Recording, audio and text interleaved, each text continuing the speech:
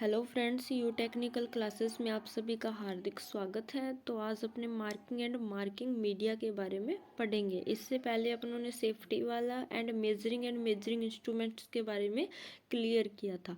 तो देखिए इसके अंदर मार्किंग क्या होती है कि जब अपने क्या करते हैं, कोई भी वर्क पीस की माप को या फिर मैं बोलूँ कि उसकी डायमेंशनिंग को जहाँ पे अपने को दर्शाना होता है तो अपने क्या करते हैं, कुछ चिन्ह लगाते हैं। कुछ चिन्ह के माध्यम से अपने क्या करते हैं, उस ऑब्जेक्ट की माप को दिखाते हैं।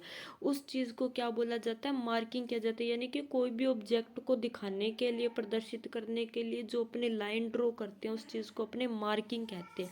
अब वो मार्किंग किसी भी टूल्स की सहायता से, जैसे सरफेस गेज हो गया या फिर अपने स्क्राइबर वगैरह की सहायता से की जाती है। तो मार्किंग वही है कि कोई भी अपने को भवन वगैरह कोई निर्माण करना है, किसी भी घर का या फिर कोई नक्शा तैयार करना है, तो उसकी पहले क्या किया जाता है, एक मार्क, एक निशान लगा के एक ऑब्जेक्ट तैयार किया जाता है, जिस चीज़ को अपने क्या कहते हैं, मार्किंग कहते हैं।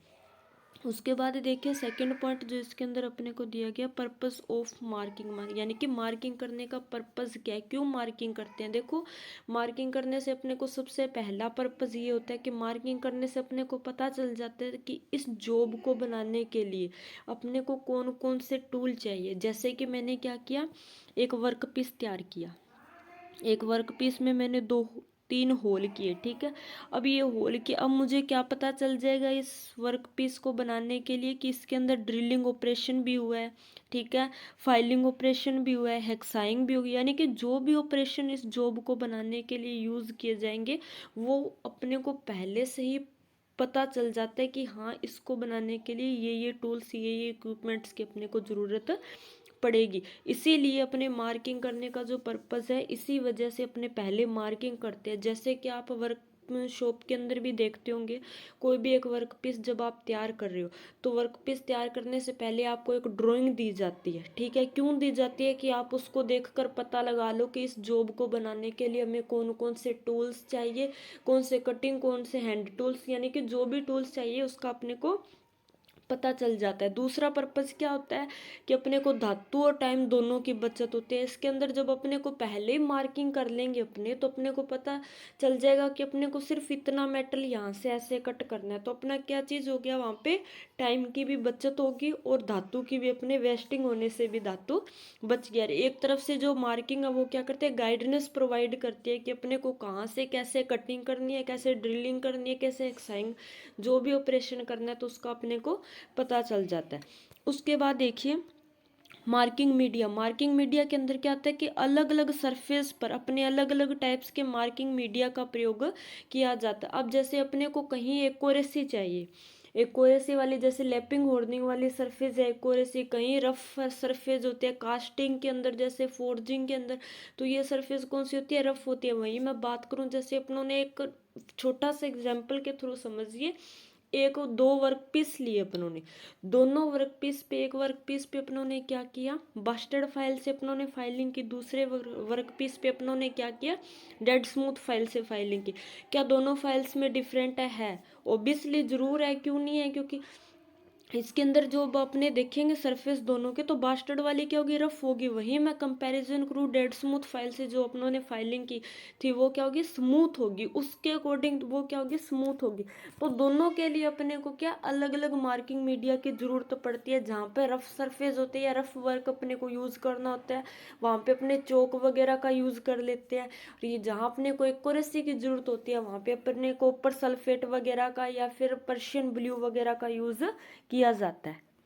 अब टाइप्स ऑफ मार्किंग मीडिया के बारे में देखिए, सबसे पहले लेआउट डाई। लेआउट डाई क्या होती है, एक तरफ से अपने अगर मैं बोलूँ तो नीली स्याही का एक क्या होता है, द्रव पदार्थ घोलकर जो बनाया जाता है उस चीज़ को अपने लेआउट डाई बोले जाते हैं। सरफेस पर लगाने के लिए या मार्किंग जब अपने करते हैं तो सरफेस को स्पष्ट रूप से दिखाने के लिए अपने लेआउट डाई का प्रयोग किया जाता है। उसके बाद सेकंड देखिए व्हाइट कोटिंग। व्हाइट कोटिंग में क्या होता है कि अपने जो चौक होता है, ब्लैक बोर्ड चौक जो होता है, उसको क्या करते हैं, कैरोसिन ऑयल के, सॉरी, एल्कोहल के अंदर अपने मिलाया जाता है। एल्कोहल के अंदर जब अपने मिलाते हैं तो इससे देखो एक तो अपने को ये बेनिफिट मिलता है कि जो धातु पर जंग नहीं लगती। दूसरा क्या होता है कि जब अपने चौक को और एल्कोहल को मिलाते हैं तो वो ज्यादा अपने को क्या कॉस्टली नहीं पड़ता, अकॉर्डिंग टू पर्शियन ब्लू या कॉपर सल्फेट के अपने ये कॉस्टली कम पड़ता है। डायरेक्ट चौक लिया उसको एल्कोहल के अंदर मिला देंगे, पानी के अंदर भी मिक्स कर सकते हैं। अल्कोहल में क्यों करते हैं, देखो इसका भी एक रीजन है। जब अल्कोहल में करते हैं तो वहां जंग जो लगेगी वो कुछ टाइम बाद लगेगी, यानी कि पर जस्ट जंग नहीं लगती अपनी, 1-2 दिन या 5-7 दिन तक पड़ा है तो उस पर जंग नहीं लगती। अगर डायरेक्ट आप पानी में घोल कर चौक को और क्या करोगे सरफेस पे लगाओगे तो वहां पे क्या होता है, 1 दिन बाद जब आप दूसरे दिन भी उसे देखते हो तो उसके सरफेस पर जंग लग जाती है। आपने देखा भी होगा प्रैक्टिकल के अंदर, जब आप क्या करते हो कोई भी चौक वगैरह ज्यादातर जो अपने वर्कशॉप में यूज करते हैं वो क्या करते हैं, पानी के अंदर चौक को घोलकर एक पेस्ट बनाकर उसके सरफेस पर लगाते हैं। यही होता है, नॉर्मली यही किया जाता है। तो आप देखते होंगे जब फर्स्ट डे अगर आप उसकी कटिंग नहीं कर पाए, उसकी मार्किंग करके अपनों ने वो रख दिया, जब दूसरे दिन आप कटिंग करते हो तो उसके सरफेस पर जंग लग जाती है। क्यों लग जाती है, क्योंकि अपनों ने क्या किया था, एल्कोहल का प्रयोग ना करके वहां पे अपनों ने क्या यूज किया था, पानी का प्रयोग किया था, उस वजह से उसके सरफेस पर जंग लग जाती है। उसके बाद देखिए पर्शियन ब्लू। अब पर्शियन ब्लू के अंदर देखो क्या होता है, ये क्या होता है, इनकी तरह ये भी एक मार्किंग मीडिया, बट इसका कहाँ यूज करेंगे, जैसे कि अपनों ने कोई भी फाइलिंग यानी कि रेती से या तो अपने ने फिनिशिंग किया या कोई मशीन के माध्यम से जब अपने सरफेस फिनिशिंग करते हैं तो वहां पे अपने पर्शियन ब्लू का प्रयोग किया जाता है। यानी कि एक्यूरेसी है, बट जितना कॉपर सल्फेट दे रहा है उतनी एक्यूरेसी वाली सरफेस पे नहीं करेंगे, फाइलिंग या फिर मशीनिंग की सरफेस पर अपने पर्शियन ब्लू का प्रयोग करते हैं। अब इसके अंदर देखो एडवांटेज और डिसएडवांटेज 4-5 टाइप के अपने मार्किंग मीडिया होते हैं, सबके अंदर कुछ ना कुछ खासियत होती है और कुछ ना कुछ कमी होती है। तो वही चीज है इसके अंदर, जो पर्शियन ब्लू है ये क्या लेता है, सूखने के अंदर अधिक समय लेता है, यानी कि जो सूखेगा उसका टाइमिंग क्या होता है, पीरियड उसका ज्यादा होता है। तो इस वजह से अपने क्या करते हैं, पर्शियन ब्लू का प्रयोग ना करके डायरेक्ट रेती वगैरह जो अपने जो वर्कशॉप में अपनों ने जो सरफेस तैयार करते हैं उस पे अपने पर्शियन ब्लू का यूज कर सकते हैं, क्योंकि वो इतनी एक्यूरेसी नहीं बना पाते। पर्शियन ब्लू का प्रयोग कर सकते हैं, पर क्यों नहीं करते, क्योंकि ये एक तरफ से अपने को कॉस्टली पड़ेगा, चौक ऑलरेडी अपने को मिल ही जाते हैं तो अपने घोल कर और डायरेक्ट चौक का पेस्ट बना देते हैं। उसके बाद देखो ब्लैक बोर्ड चौक, ब्लैक बोर्ड चौक में वही प्रोसेसिंग होती है। अब यूज कहाँ करते हैं ब्लैक बोर्ड चौक का, यूज किया जाता है जैसे कि कास्टिंग की हुई सरफेस है, कास्टिंग का मतलब समझते हो, कास्टिंग करना, ढलाई करना, कोई भी वर्क पीस को क्या मेल्ट करके मटेरियल को उसके अंदर ढलाई करना, ठीक है। तो वो चीज बता रहे हैं इसके अंदर, या तो कास्टिंग या फोर्जिंग शॉप के अंदर अपने फोर्जिंग वर्क किया, ठीक है। अब उसकी मार्किंग करनी है तो वहां पे अपने ब्लैक बोर्ड चौक का प्रयोग करते हैं नॉर्मली, क्योंकि ये जो ब्लैक बोर्ड चौक का यूज कहाँ किया जाता है, रफ सरफेस के लिए करते हैं। उसके बाद देखो कॉपर सल्फेट, कॉपर सल्फेट क्या होता है, कॉपर सल्फेट क्या होता है, एक तरफ से ये नीली स्याही का अपने क्या नीला थोथा जिसको बोला जाता है, नीले थोथे का एक घोल बनाया जाता है अपने, जिसको अपने कॉपर सल्फेट या आम भाषा के अंदर इसको तूतिया के नाम से भी जाना जाता है। ये क्वेश्चन अपने डीएमआरसी 2015 के अंदर आया हुआ है। कॉपर सल्फेट से क्या क्वेश्चन आया था कि जो सबसे जहरीला पदार्थ यानी कि जहरीला कौन सा द्रव, इन जो मार्किंग मीडिया होते हैं इनमें जहरीला कौन सा होता है, तो कॉपर सल्फेट क्या होता है, जहरीला द्रव एक पदार्थ होता है ये, यानी मार्किंग मीडिया के लिए यूज करते हैं, बट ये क्या होता है, जहरीला होता है। अब देखो इसमें क्या होता है, अलग अलग प्रोसेसिंग होती है, जैसे कॉपर सल्फेट है तो अब इसका यूज कहाँ करेंगे, कौन से सरफेस के लिए किया जाता है, जहाँ पे अपने को उच्च कोटि की फिनिशिंग चाहिए होती है, हाई एक्यूरेसी के अंदर जो फिनिशिंग पार्ट होता है उसके सरफेस पर अपने क्या करते हैं, कॉपर सल्फेट का मार्किंग मीडिया लगाया जाता है। अब इसका डिसएडवांटेज क्या है कि ये जहरीला होता है, इसलिए इससे कुछ सावधानी भी अपने को रखनी चाहिए। जैसे कि अपनों ने क्या करनी है, वर्नियर हाइट गेज के माध्यम से या स्क्राइबर के माध्यम से जब अपने मार्किंग कर लेते हैं तो मार्किंग होने के बाद चाहे वो ऑफसेट स्क्राइबर है चाहे अपने पास बैंड स्ट्रेट जो भी स्क्राइबर का यूज कर रहे हैं उस स्क्राइबर के पॉइंट को साफ कर देना चाहिए, एंड हाथों को वर्क होने के बाद साफ कर लेना चाहिए, धो लेना चाहिए। क्यों, क्योंकि एक तरफ से जहरीला पदार्थ होता है। उसके बाद देखिए अपने कौन सा आता है, सेल्यूलोज लेकर भी एक अपना होता है, थोड़ा सा उसके बारे में भी मैं क्लियर कर देती हूँ। सेल्यूलोज लेकर का भी एक क्वेश्चन जिसको अपने DMRC 2017 के अंदर ये क्वेश्चन आया हुआ है। इसके अंदर देखो अपने की क्या होता है, ये भी एक मार्किंग मीडिया है, ठीक है, सरफेस पर एक्यूरेट सरफेस पर लगाने के लिए यूज़ किया जाता है। बट इसका जो खासियत या अच्छी बात मैं बताऊं तो कौन सी होती है कि ये तेजी से सूख जाता है। जहां अपनों ने क्या पढ़ा था, पर्शियन ब्लू सूखने में क्या लेता है, समय लेता है, अधिक समय लेता है। वहीं सेल्यूलोज लेकर जो होता है वो क्या जल्दी से सूख जाता है। एक और इसकी क्या खासियत होती है, देखो इसके अंदर अपने ये भी होता है कि जो अपने को सेल्यूलोज लेकर ये विभिन्न कलर के अंदर अपने को मिलता है। जैसे कॉपर सल्फेट है वो नीले कलर का थोथा यानी कि नीले कलर का वो एक द्रव पदार्थ मिलता है। वहीं पर्शियन ब्लू की बात करूँ तो वो भी डार्क ब्लू कलर का अपने को एक मिलता है। बट जो ये कुछ सेल्यूलोज लेकर ये विभिन्न कलर्स के अंदर अपने को प्रोवाइड होते हैं। अब ये अलग अलग मार्किंग मीडिया अपने को क्यों बताए गए हैं, क्योंकि जैसी surface according to work according to accuracy के अपने क्या करते हैं, अलग अलग मार्किंग मीडिया का प्रयोग किया जाता है। तो 5 टाइप के अपने मार्किंग मीडिया होता है, सबका प्रयोग कौन कौन सी सरफेस के लिए कैसे करते हैं वो आपको क्लियर होना चाहिए। उसके बाद देखिए next point, method of marking यानी कि मार्किंग करने के कौन कौन से तरीके होते हैं। अब ये तो क्या थे जो अपनों ने पढ़ा था, टाइप्स ऑफ मार्किंग मीडिया के बारे में क्लियर किया था। अब देखो कौन कौन से तरीके होते हैं मार्किंग करने के। बेसिकली 2 तरीके जो है अपने यूज करते हैं, एक सेंटर लाइन मेथड, एक डेटम लाइन मेथड। दोनों के अंदर डिफरेंट क्या है, देखो सेंटर लाइन मेथड का सबसे पहले क्लियर कीजिए कहाँ प्रयोग किया जाता है।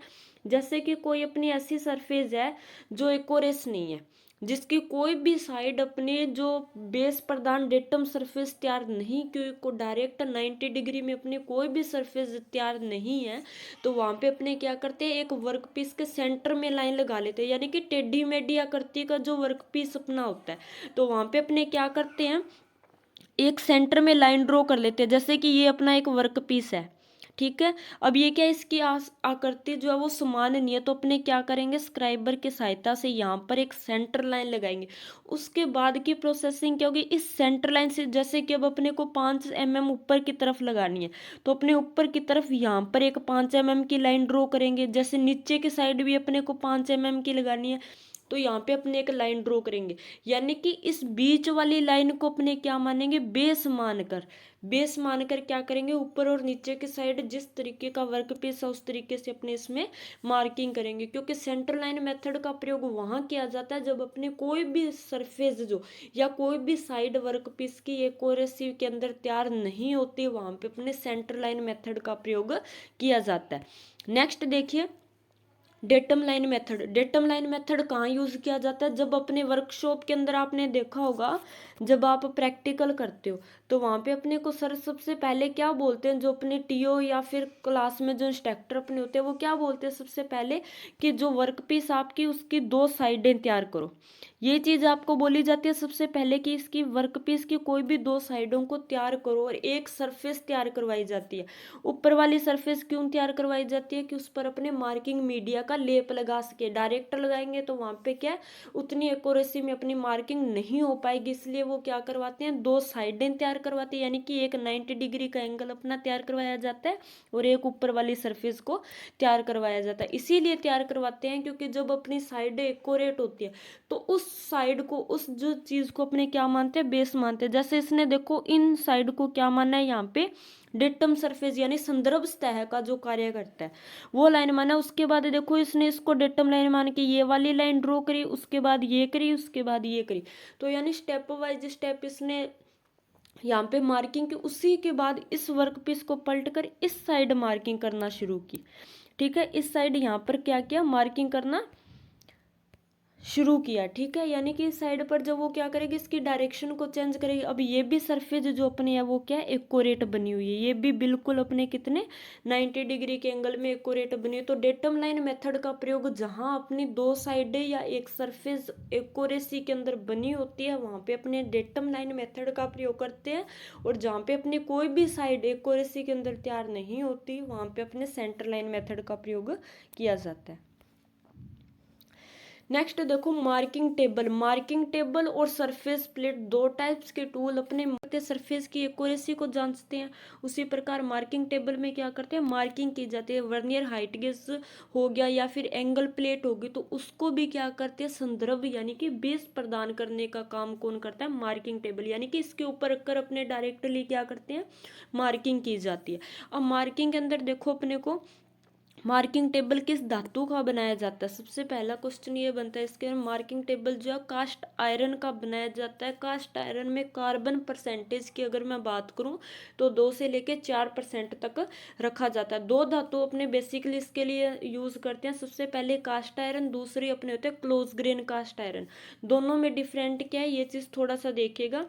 कास्ट आयरन जो होता है वो क्या होता है, 2 से 4% यानी कि जो क्रिस्टल जो कण होते हैं उसके space according to close grain cast iron के क्या होता है, ज्यादा रखा जाता है। क्लोज ग्रेन कास्ट आयरन के अंदर जो स्पेस होता है वो क्या करते हैं, अकॉर्डिंग टू कास्ट आयरन के अपने थोड़ा सा कम रखते हैं। क्लोज ग्रेन कास्ट आयरन में कार्बन परसेंटेज भी सेम होते हैं, बस जो कण होते हैं वो क्या होते हैं, सघन हो जाते हैं, उनका जो बीच का स्पेस हो जाता है वो क्या हो जाता है, कम हो जाता है थोड़ा सा।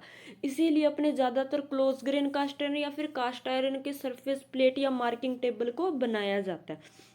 अब देखिए मार्किंग टेबल को जो स्टैंड है इसका, जो आपको 4 इसके अंदर लेग्स दिखाई दे रही है, इन किस धातु का बनाया जाता है इनको, तो इनको किस धातु का बनाया जाता है, एमएस का बनाया जाता है। माइल्ड स्टील के स्टैंड पर कास्ट आयरन या क्लोज ग्रेन कास्ट आयरन की क्या प्लेट को रखा जाता है, जिससे अपनी मार्किंग टेबल के नाम से जाना जाता है। उसके बाद देखो आपको इसके अंदर कुछ लाइनें ड्रॉ की हुई दिखाई दे रही है।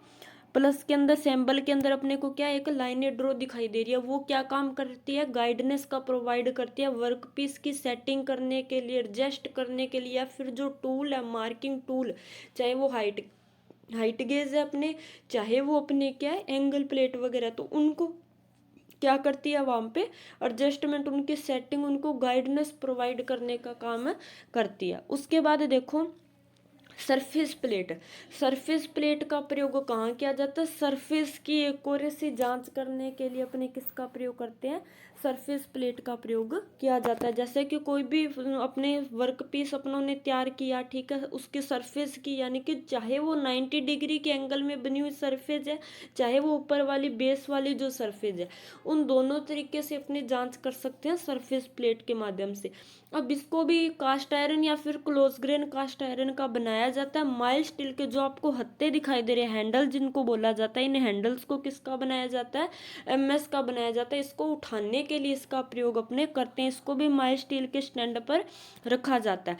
अब देखो सरफेस प्लेट है, इसकी एक्यूरेसी कैसे जांच करेंगे, कैसे एक्यूरेसी का पता चलता है अपने को, तो सरफेस की एक्यूरेसी जांच करने के लिए जैसे गेज वगैरह के अंदर अपने अलग अलग स्टैंडर्ड गेज का प्रयोग किया जाता है, उसी प्रकार सरफेस प्लेट की जांच करने के लिए भी अपने मास्टर सरफेस प्लेट का या फिर इंस्पेक्शन के माध्यम से अलग अलग टाइप से अपने सरफेस प्लेट की एक्यूरेसी को चेक करते हैं। तो एक्यूरेसी देखो जो सरफेस प्लेट होती है, मेनली 3 टाइप्स की surface plate according to accuracy अपने को चेक कर सकते हैं। कैसे कर सकते हैं, सबसे पहली जो अपनी आती है वो कौन सी आती है, master surface plate. Master surface plate की एक्यूरेसी की मैं बात करूं तो कितनी रखी जाती है, 0.0025 mm तक की एक्यूरेसी में ये जांच करता है। उसके बाद देखो मास्टर के बाद अपनी आती है इंस्पेक्शन वाली।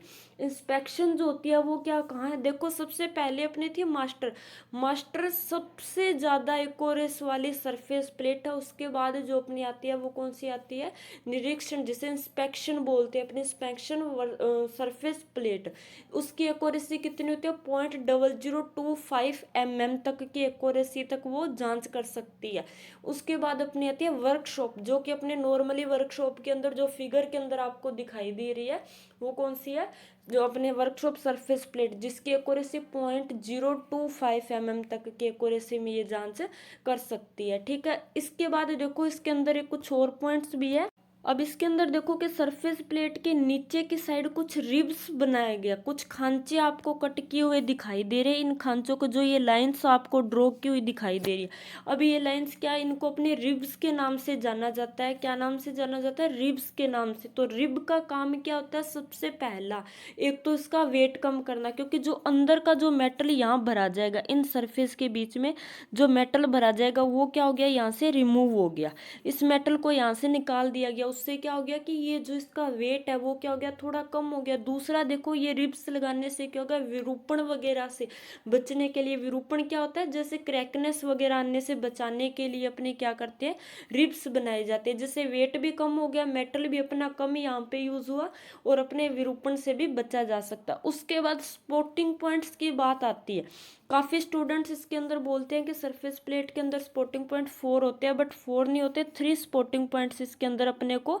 बनाए जाते हैं, जो कि आपको फिगर के अंदर दिखाई दे रहे हैं। 3 स्पॉटिंग पॉइंट्स क्यों बनाए जाते हैं? क्योंकि सरफेस प्लेट है, उसको अपने को क्या डायरेक्टली एक तरफ से फिक्स नहीं करना होता, थोड़ा सा उसमें क्या होता है कि अप टू डाउन वाला पोजिशन अपने को रखनी होती है। सरफेस प्लेट और मार्किंग टेबल अगर आप कभी भी देखोगे तो मार्किंग टेबल क्या होता है, एकदम फिक्स किया जाता है, बिल्कुल भी हिलता डुलता नहीं है, क्योंकि अपने को वहाँ एक्यूरेसी चाहिए, मार्किंग कर रहे हैं अपने एक्यूरेसी के लिए, ठीक है। बट सरफेस प्लेट सिर्फ सरफेस को, जो फ्लैटनेस को क्या कर रही है, जांच कर रही है। तो इसलिए अपने क्या करते हैं, इसके अंदर कुछ पॉइंट्स जो 4 पॉइंट ना लगाकर 3 पॉइंट लगाए जाते हैं। यही मेन पर्पज है इसके अंदर कि अपने को थोड़ा सा अप और डाउन की जब जरूरत पड़ती है तो इसीलिए अपने सरफेस प्लेट में 3 पॉइंट्स लगाए जाते हैं। अब उसके बाद देखो अपनी आती है एंगल प्लेट। एंगल प्लेट के अंदर क्या होता है, जब अपने मार्किंग कर रहे हैं, मार्किंग टेबल पर अपने को संदर्भ सतह को जो उसको क्या कर रहा है, मार्किंग टेबल संदर्भ रेफरेंस सरफेस प्रदान कर रहा है, उसी प्रकार एंगल प्लेट को भी जो मार्किंग टेबल है वो क्या करता है, रेफरेंस सतह प्रदान करता है, वर्कपीस को क्या करता है, सपोर्ट करता है, ना कि सरफेस प्रदान करता है वर्कपीस को। ये क्या करता है, वर्कपीस को सपोर्ट करता है, सिर्फ सहारा देता है, जिसके सहारे से अपना वर्कपीस खड़ा रहता है। अब अपने को क्या देखे एग्जाम्पल के तौर पे, जैसे कि अपने क्या कर रहे हैं, वर्नियर हाइट गेज से सरफेस पर मार्किंग कर रहे हैं, ठीक है। जो अपना वर्नियर हाइट गेज है उससे जो अपना वर्कपीस की सरफेस है उस पर मार्किंग कर रहे हैं। बट मार्किंग कैसे करेंगे, उसको लिए कुछ सपोर्ट भी तो चाहिए ना, उसे वर्कपीस को खड़े रहने के लिए कुछ सपोर्ट चाहिए ना पीछे से। तो वो सपोर्ट का कौन काम करता है, एंगल प्लेट करती है। एंगल प्लेट के माध्यम से अपने क्या करते हैं, सपोर्ट करते हैं वर्कपीस को। या तो वर्कपीस को सपोर्ट किया जाता है, या जो स्लोटेड वगैरह वाली जो एंगल प्लेट होती है उसके माध्यम से अपने वर्कपीस को लोकेट होल्ड भी किया जा सकता है। अब इसको भी एंगल प्लेट को कास्ट आयरन या क्लोज ग्रेन कास्ट आयरन का इसको बनाया जाता है। इसका साइज जो है अलग अलग साइज के अंदर अपने को मिलती है। जो बेसिकली अपने यूज करते हैं 150 mm तक के साइज के यूज करते हैं, लंबाई चौड़ाई और ऊंचाई के माध्यम से, या फिर मैं बोलूँ मोटाई के माध्यम से भी इसका क्या साइज लिया जाता है। अलग अलग तरीके के साइज की अपने को मिलती है, बट अपने जो यूज करते हैं वो 150 × 150 का यूज ज्यादातर किया जाता है। अब देखो एंगल प्लेट के अंदर अपने को के इसके अंदर भी रिब्स लगाए गए हैं, जैसे अपने सरफेस प्लेट में थे इसमें भी रिब्स लगाए गए हैं। क्यों लगाएंगे, विरूपण से बचने के लिए, क्योंकि डायरेक्ट अब एक क्या हो गया, इसको सपोर्ट मिल गई। देखो जब ये एल की आकृति में एक एंगल में बनी है, तो 90 डिग्री के एंगल में जब ये बनी है, तो इस सरफेस को बीच में से देखो क्रैकनेस आने से, ये वाला जो पॉइंट है अपना, यहाँ से बीच में से क्रैकनेस आने से बचाने के लिए अपने इनमें क्या कर दिया, स्पोर्टिंग के रूप में रिब्स लगा दिए, यानी कि लोहे के कुछ पत्तीस वगैरह यहाँ पे लगा दी। अब सरफेस प्लेट जो होती है उसके अंदर अपनों ने क्या किया, नीचे की साइड लगाया था ताकि ऊपर वाली सरफेस अपनी क्या हो सके, विरूपण से बच सके। उसी प्रकार इसके अंदर भी अपने बैक साइड के अंदर क्या करते हैं, रिब्स लगा देते हैं। अब सरफेस प्लेट है, ये भी अपने को क्या मिलती है, ग्रेड के अंदर मिलती है। जैसे सरफेस प्लेट मिलती है ग्रेड के अंदर, उसी प्रकार अपने को एंगल प्लेट भी क्या मिलती है, ग्रेड के अंदर मिलती है। 1 और 2 नंबर ग्रेड के अंदर, 1 नंबर वाली ग्रेड की जो एंगल प्लेट होती है वो अकॉर्डिंग टू डी वाले की क्या होती है, एक्यूरेसी के अंदर बनाई जाती है। अब बी वाली जो है वो अपने वर्कशॉप के लिए करते हैं, ए वाली जो इंस्पेक्शन या फिर मास्टर सरफेस प्लेट के नाम से उसको जाना जाता है, यानी कि उसको बेस मानकर ए वाली को 1 नंबर वाली को 2 नंबर वाली सरफेस अपनी बनाई जाती है, सरफेस प्लेट, ठीक है। उसके बाद देखिए adjustable angle plate. Adjustable angle plate में क्या होता है कि इससे अपने किसी भी एंगल में 0 से लेके 180 डिग्री के एंगल में किसी भी एंगल के अंदर पोजीशन के अंदर अपने रखकर इसे अपने सपोर्ट कर सकते हैं, वर्कपीस से लोकेट कर सकते हैं। अब उसके बाद देखो इसके अंदर अपने को कुछ रिब्स दिखाई दे रहे हैं, आपको स्लॉट यहाँ पर दिखाई दे रहे हो। ये किस लिए बनाए जाते हैं?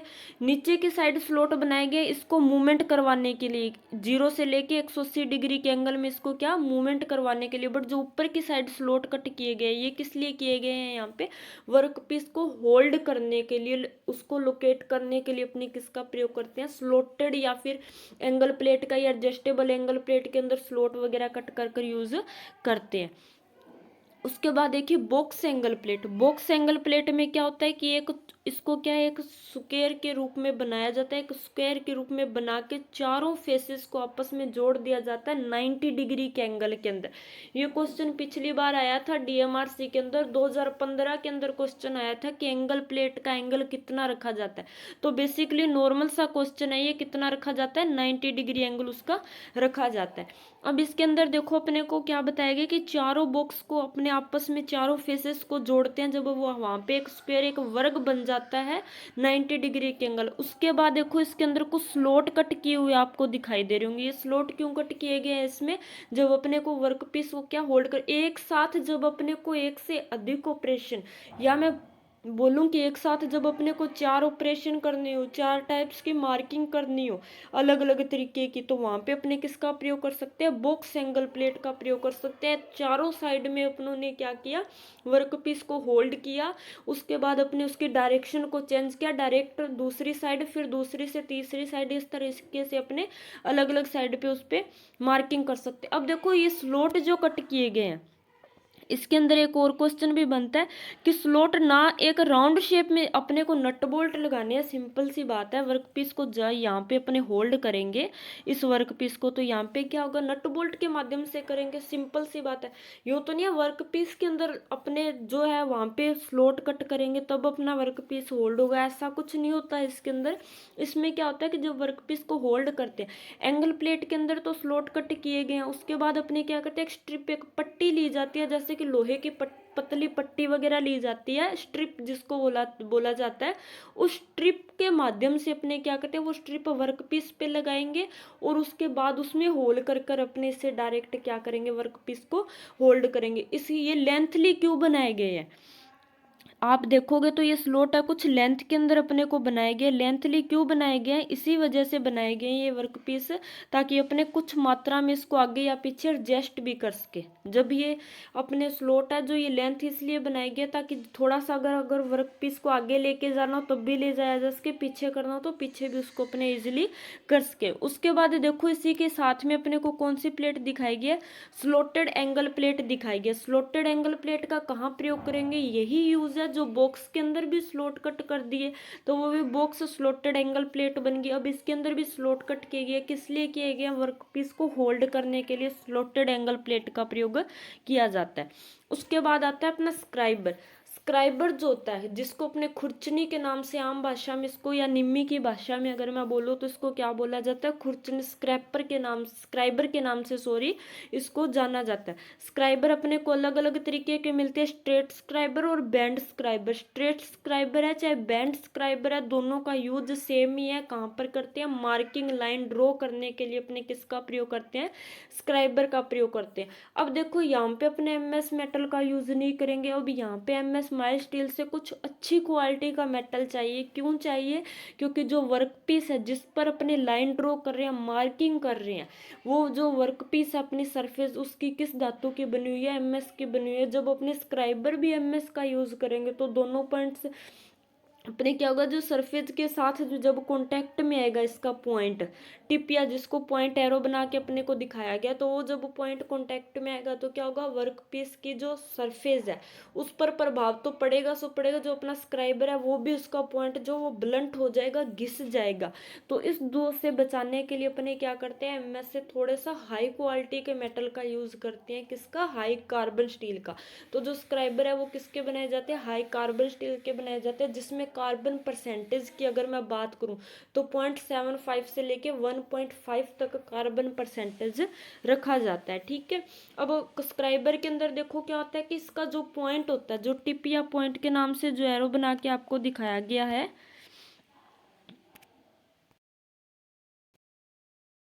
उसके बाद जो आप देखो इसमें आपको आगे की तरफ एक पॉइंट दिखाया गया। ये वाला पॉइंट जो होता है, ये पॉइंट कितने डिग्री पर अपने क्या ग्राइंड या फिर मैं बोलूँ चैम्फर वगैरह आगे से पॉइंट को तैयार किया जाता है, तो कितने डिग्री पर इसको ग्राइंड किया जाता है, 12 से लेके 15 डिग्री के अंदर इसको अपने क्या करते हैं, ग्राइंड किया जाता है। ठीक है, अब 12 से 15 डिग्री के अंदर इसको अपनों ने क्या किया, ग्राइंड किया। उसके बाद देखो किसके माध्यम से किया जाता है, किन टूल्स के माध्यम से करते हैं, तो उसको किसके माध्यम से किया जाता है, या तो ग्राइंडिंग के माध्यम से करते हैं या फिर लाइमस्टोन जो पत्थर एक होता है उसके माध्यम से अपने क्या करते हैं, इसके पॉइंट को तैयार किया जाता है। ये क्वेश्चन काफी पॉपुलर क्वेश्चन है, पेपर में पूछा जाता है अक्सर कि जो स्क्राइबर होता है उसका पॉइंट एंगल किससे तैयार किया जाता है, तो या तो ग्राइंडर से या फिर लाइमस्टोन पत्थर के माध्यम से तैयार किया जाता है। स्ट्रेट स्क्राइबर, बैंड स्क्राइबर में क्या होता है, इसमें देखिए थोड़ा सा बैंड स्क्राइबर जो होता है वो क्या करते हैं, कोई भी अपने इंटरनल सरफेस है या फिर कोई झिरी वगैरह कट की गई है,